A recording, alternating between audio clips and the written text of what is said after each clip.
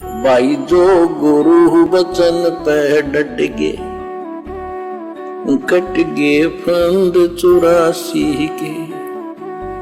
दूसरी दिव्य महाप्रलय क्या होती है? इस दिव्य महाप्रलय में ये शैतान भी नष्ट हो जाता है। इस उपरोक्त महाप्रलय के 5 बार हो जाने के पश्चात द्वितीय दिव्य महाप्रलय होती है। दूसरी दिव्य महाप्रलय परब्रह्म अविगत पुरुष अक्षर पुरुष करता है। उसमें काल ब्रह्म अर्थात ये क्षर पुरुष, ये शैतान सहित सर्व 21 ब्रह्मांडों का विनाश हो जाता है, जिसमें 3 लोक स्वर्गलोक, मृत्युलोक, पाताल लोक, ब्रह्मा विष्णु शिव व काल ज्योति निरंजन ओकार निरंजन जिसको शैतान भी कहते हैं, तथा इनके लोकों ब्रह्मलोक अर्थात सर्व अन्य 21 ब्रह्मांडों के प्राणी नष्ट हो जाते हैं। यानी मुसलमान जिसे अपना खुदा मान रहे हैं, अल्लाह मान रहे हैं, वो शैतान और उसके सारे लोक नष्ट कर दिए जाते हैं और पर ब्रह्म के लोक में सभी जीवात्माओं को रख दिया जाता है। विशेष 7 त्रिलोकीय ब्रह्मा की मृत्यु के बाद एक त्रिलोकीय विष्णु की मृत्यु होती है, यानी 7 ब्रह्मा जी के बाद में एक विष्णु जी की मृत्यु होती है, तथा 7 विष्णु की मृत्यु के बाद एक शिव की मृत्यु होती है। 70,000 शिव की मृत्यु के बाद एक ब्रह्मलोकीय शिव अर्थात काल ब्रह्म की मृत्यु पर ब्रह्म के एक युग के बाद होती है। ऐसे 1000 युग का परब्रह्म यानी अक्षर पुरुष का एक दिन तथा इतनी ही रात्रि होती है।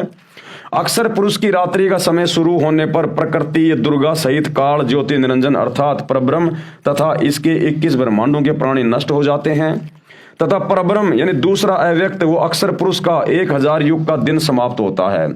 इतनी ही रात्रि व्यतीत होने के उपरांत ब्रह्म को यानी शैतान को फिर पूर्ण ब्रह्म ये कबीर परमात्मा प्रकट करता है। गीता अध्याय 8 श्लोक 17 का भाव ऐसे समझें, परंतु ब्रह्मांडों व महाब्रह्मांडों व इनमें बने लोकों की सीमा यानी गोलाकार दीवार समझो समाप्त नहीं होती। फिर इतने ही समय के बाद ये काल तथा माया प्रकृति देवी को पूर्ण ब्रह्म कौन कबीर परमात्मा अल्लाह कबीर अपने द्वारा पूर्व निर्धारित सृष्टि कर्म के आधार पर पुनः उत्पन्न करता है, तथा सभी प्राणी जो काल के कैदी यानी बंदी हैं उनके कर्म आधार पर शरीरों में सृष्टि कर्म नियम से रचता है तथा लगता है कि परब्रह्म रच रहा है।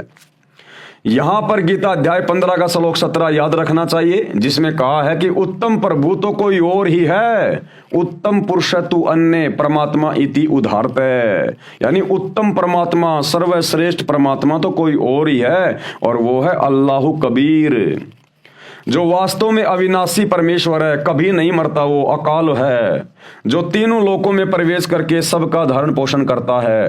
तथा गीता अध्याय 18 के श्लोक 61 में कहा है कि अंतर्यामी परमेश्वर सभी प्राणियों को यंत्र यानी मशीन के सदृश से कर्म आधार पर घुमाता है तथा प्रत्येक प्राणी के हृदय में स्थित है।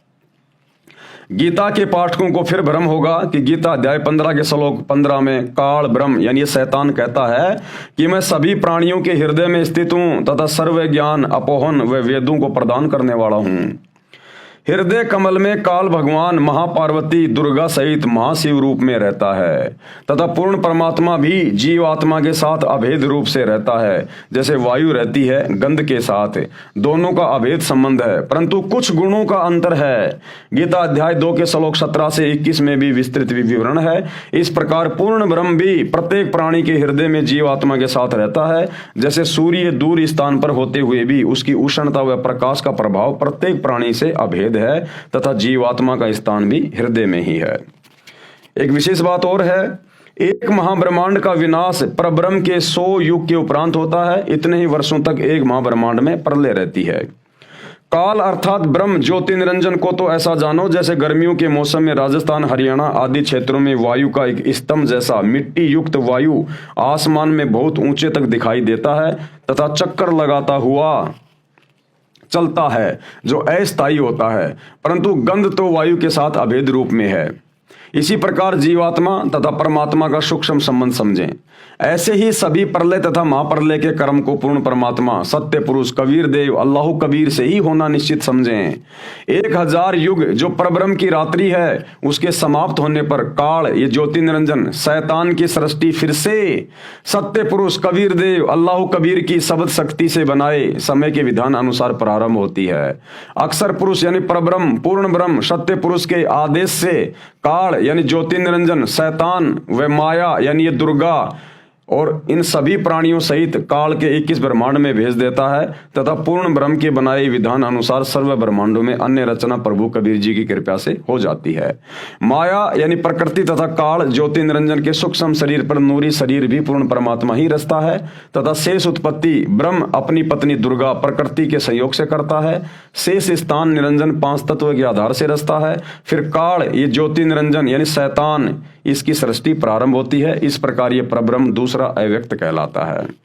अब तो गुरु बचन पे डट गे, कट गे फंद 84 के, कट गे फंद 84 के, कट गे फंद 84 के।